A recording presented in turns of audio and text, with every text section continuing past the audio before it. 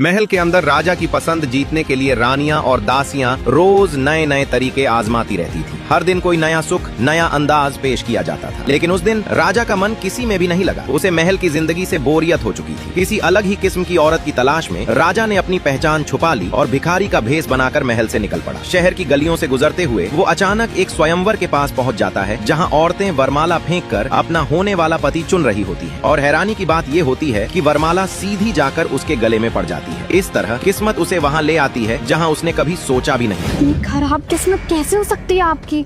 इतने सारे कुंवर खड़े हैं आपके सामने और आपने वरमाला भिखारी को डाल दी। और पिताजी, आप कुछ कहते क्यों नहीं? पैदा होते ही अपने माँ को खा गई और अब जब इस घर से जाने की बात आई तो अपने पिताजी की इज्जत को भी मिट्टी में मिला दी। बेवकूफ लड़की, ये तूने क्या किया? जानबूझकर मेरी इज्जत उछालना चाहती है? अब जो होना था वो तो हो गया, लेकिन मुझे आपके लिए बहुत बुरा लग रहा है दीदी। अब हम मना भी नहीं कर सकते, क्योंकि अगर मना किया तो राज्य से निकाल दी जाओगे। आप देखते हैं जागीरदार की बड़ी बेटी इस भिखारी से शादी करती है या नहीं? अरे मना कैसे कर सकती है? ये परंपरा है। अगर मना किया तो इस खानदान से किसी का लेना देना नहीं रहेगा। अरे पकड़ो इसे, कहीं भाग न जाए। राजकुमार, ये क्या किया आपने?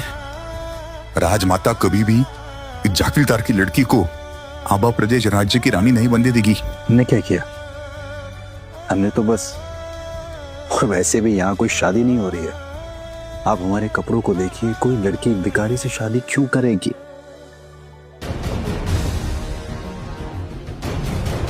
इस प्रथा को मना नहीं कर सकते। पिताजी को देश निकाला मिल जाएगा। वैसे भी हम किसी राजकुमार से भी शादी नहीं करना चाहते। बड़े घर में हम सिर्फ एक गुड़िया बनकर रह जाएंगे। क्या करना चाहिए? मना करने की सोचना भी मत। हम आपसे शादी करने के लिए तैयार हैं।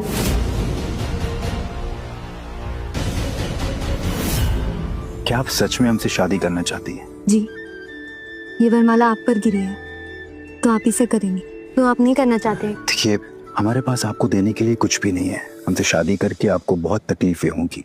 शायद कभी कभी भूखे पेट भी सोना पड़ जाए आपको। हम इज्जत तो दे सकते हैं आपको, लेकिन वो ऐश और आराम की जिंदगी शायद नहीं दे पाएंगे। क्या ये सही होगा आप पे? हम दोनों के हाथ पैर बिल्कुल सही सलामत है। हम मेहनत कर कर कमा सकते हैं, जो चाहे पा सकते हैं। कम में गुजारा कर कर भी खुश रहा जा सकता है। ये किस तरह की लड़की है जो आज के समय में कम में खुश रहने की बात कर रही है, वो भी एक जागीरदार की बेटी होकर? सोच लो, इस फटीचर से शादी करके खुश रह पाओगे? फिर हमारे पास मत आना।